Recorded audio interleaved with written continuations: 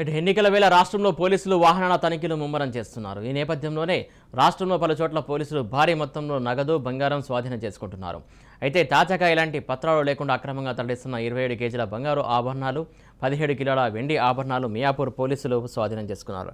వీటిని తరలిస్తున్న 3 వ్యక్తులను అదుపులోకి తీసుకున్నారు. బషీర్బాగ్లోని ఓ నగల దుకాణం నుండి బంగారు, వెండి ఆభరణాలు తీసుకుతేలినట్టు పోలీసుల విచారణలో తేలింది. అయితే వాహనాల తనిఖీలో 14 లక్షల నగదును కూడా స్వాధీనం చేసుకున్నట్టు పోలీసులు తెలిపారు.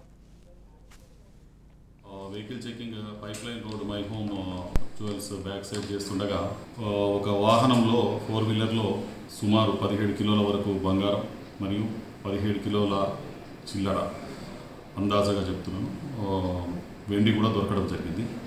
దాని గురించి వారికి సరి అయిన రిసీట్లు చూపించకపోయేసరికి వాటిని పంచనామా ద్వారా సీజ్ చేయడం జరిగింది. వాటిని ఐటీ అధికారులకి అప్పగించడం జరుగుతుంది. మై హోమ్ జ్యువెల్స్ వెనుక పైప్ లైన్ రోడ్ ఇప్పుడే అది 14 లక్షలు మియాపూర్ జంక్షన్లో మా వాళ్ళు తనిఖీ చేసేటప్పుడు 14 లక్షలు దొరికాయి. వాటిని కూడా సంబంధిత అధికారులకు అందజేయడం జరుగుతుంది.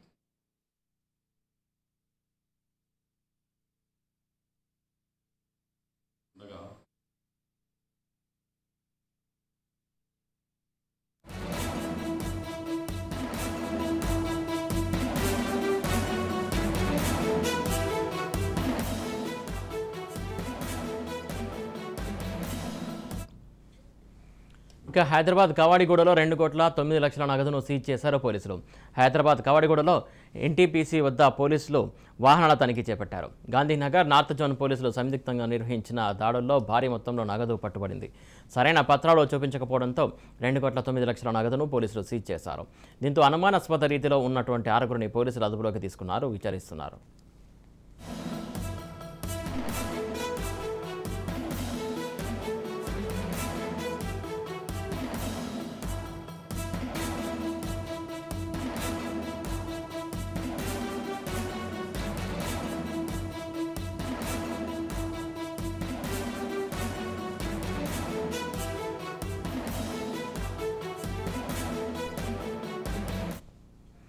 అటు మేడ్చల్ జిల్లా కుషాయిగూడలో కూడా భారీగా నగదు పట్టుబడింది.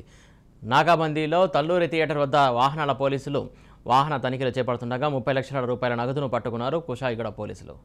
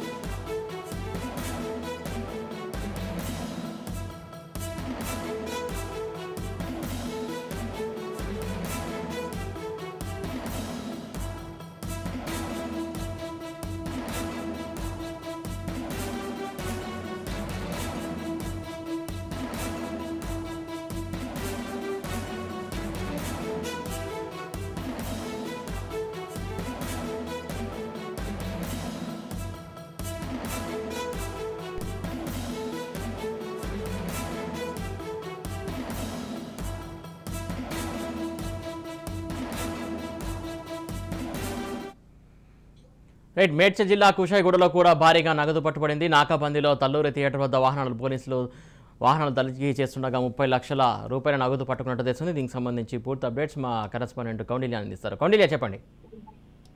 రాష్ట్రంలో ఎన్నికలు కూడా అమల్లోకి రావడంతో హైదరాబాద్ సహా జిల్లాల్లో పోలీసులు ముమ్మర తనిఖీలు ప్రారంభించారు. ఎన్నికల్లో అక్రమంగా డబ్బు, మద్యం పంపిణీ అరికట్టేందుకు ఎక్కడికక్కడ చెక్ పోస్ట్ ఏర్పాటు చేసి సోదాలు నిర్వహిస్తున్నారు. ఈ నేపథ్యంలోనే ఈ రోజు మేడ్చల్ జిల్లా కుషాయిగూడ పోలీస్ స్టేషన్ పరిధిలో భారీగా కూడా డబ్బు కూడా స్వాధీనం చేసుకున్నారు. వాహన తనిఖీల్లో సరైన పత్రాలు లేని 30 లక్షల రూపాయలను కూడా ఇప్పటికే పోలీసులు పట్టుకున్నారు. మరోవైపు చూసుకుంటే ఇటు మియాపూర్ పోలీస్ స్టేషన్ వాహన తనిఖీల్లో కూడా ఎలాంటి ఆధారం లేకుండా రవాణా చేస్తున్న కిలోల బంగారు ఆభరణాలను కూడా పోలీసులు పట్టుకున్నారు. 15 కిలోల వెండి ఆభరణాలు కూడా ఇప్పటికే పోలీసులు స్వాధీనం చేసుకోవడం జరిగింది.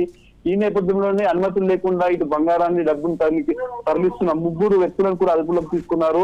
మరోవైపు చూసుకుంటే బషీర్బాగ్ లోని ఒక నగల దుకాణం వద్ద కూడా ఇటు వెండి బంగారు ఆభరణాలు కూడా తీసుకెళ్తున్న వ్యక్తులను కూడా పట్టుకోవడం జరిగింది. వారి వద్ద నుండి 14 లక్షల వరకు కూడా నగదును స్వాధీనం చేసుకున్న పరిస్థితి మనం చూస్తున్నాం. ఓవరాల్ గా చూసుకుంటే ఎలక్షన్ల నేపథ్యంలో కూడా ఎప్పటికప్పుడు కూడా ఇటు రాష్ట్ర సరిహద్దుల్లో జిల్లా సరిహద్దుల్లో కూడా ముఖ్యంగా హైదరాబాద్ నగర ప్రాంతంలో కూడా చెక్ పోస్ట్ ఏర్పాటు చేసి పోలీసులు తనిఖీలు చేస్తున్న పరిస్థితి మనం చూస్తున్నాము.